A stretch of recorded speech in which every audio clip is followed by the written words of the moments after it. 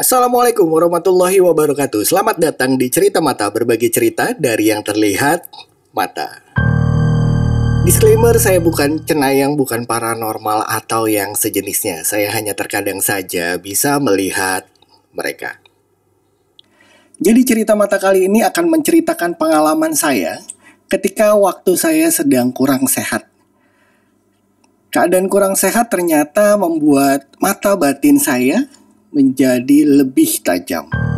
Jadi ceritanya waktu itu saya sedang di kantor dan dari siang badan saya tuh udah mulai terasa tidak enak.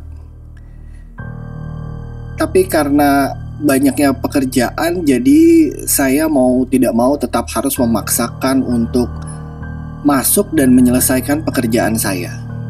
Sampai sekitar jam 8 malam saya baru selesai dan buru-buru untuk pulang. Dengan kondisi yang sudah sangat lemas dan demam saat itu. Dan waktu itu kebetulan saya parkir agak berjarak dari rumah saya. Dan saat itu walaupun masih jam 9 malam, jalanan sudah terasa sepi sekali, entah kenapa. Lalu ketika saya berjalan menuju rumah saya melihat ada bapak tetangga saya yang sedang berdiri di tengah jalan, membelakangi saya persisnya, tapi berdirinya persis di tengah-tengah. Posisinya tepat di jalan depan rumah saya. Saya berusaha fokus dan melihat kenapa bapak ini berdiri di tengah jalan. Ketika akhirnya saya semakin mendekat ke beliau, lalu saya tegur, "Pak, permisi." Sambil saya berbelok ke arah pagar rumah saya. Tapi entah kenapa dia hanya diam, tidak menjawab dengan pandangan lurus ke depan. Seketika saya langsung curiga dan buru-buru masuk aja ke dalam. Perasaan saya langsung tidak enak saat itu. Lalu ketika esok paginya saya bangun, tiba-tiba saya mendengar ada keributan di depan rumah. Ternyata tetangga depan rumah saya ini meninggal dunia. Dan istrinya histeris. Dan seketika saya langsung lemes ketika saya tahu bahwa yang meninggal itu adalah suaminya. Dan suaminya inilah bapak yang semalam saya lihat berdiri di tengah jalan. Dan setelah kita mencari tahu, dengan kita melayat ke rumah beliau, ternyata memang suaminya sudah sakit lebih dari 1 minggu, terbaring di tempat tidur. Jadi memang yang saya lihat semalam atau malam sebelumnya itu adalah roh dari almarhum suaminya. Entah tujuannya apa, mungkin masih ada pesan yang ingin ia sampaikan, tapi saya tidak mengerti apa yang ingin ia sampaikan. Cerita lainnya ketika saya kurang sehat sebenarnya hampir sama awalnya.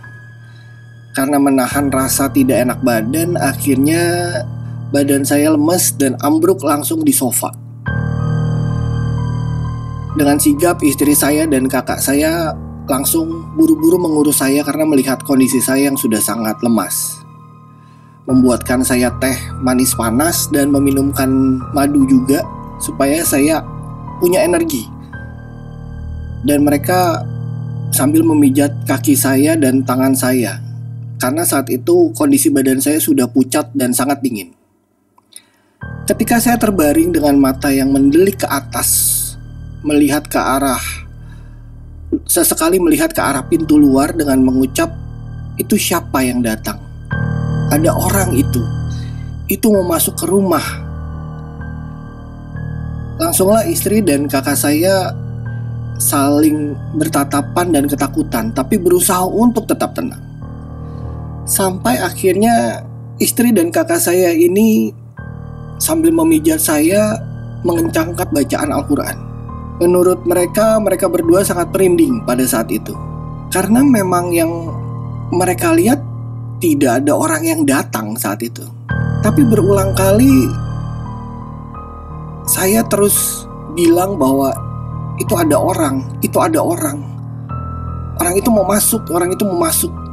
Dan alhamdulillahnya tidak lama kemudian tenaga saya sudah mulai berangsur-angsur membaik dan berusaha untuk bangun sambil senderan di sofa. Saat itu saya langsung ditanyai oleh mereka, "Siapa sih tadi yang datang? Siapa yang kamu lihat? Bikin takut aja," katanya. Lalu saya jawab, "Saya lihat ada sosok laki-laki hitam datang mendekat mau masuk ke rumah. Tapi sepertinya tidak berani untuk masuk. Akhirnya mereka hanya berdiri aja di depan pintu. Tapi untungnya ketika saya bercerita tentang makhluk ini, mereka sudah pergi. Mungkin karena tadi istri dan kakak saya melafazkan surat-surat Al-Quran. Akhirnya sosok ini pergi. Saya juga tidak pernah melihat keberadaan mereka di sekitar rumah. Ya, mungkin saat itu mereka sedang lewat aja dan melihat energi saya yang sedang lemah. Mungkin mereka mencoba untuk mengganggu. Pesan moral dari cerita mata kali ini adalah kita harus tetap menjaga kondisi badan kita, karena dalam kondisi badan yang lemah biasanya semakin mudah untuk makhluk-makhluk ini memanfaatkan kondisi fisik kita.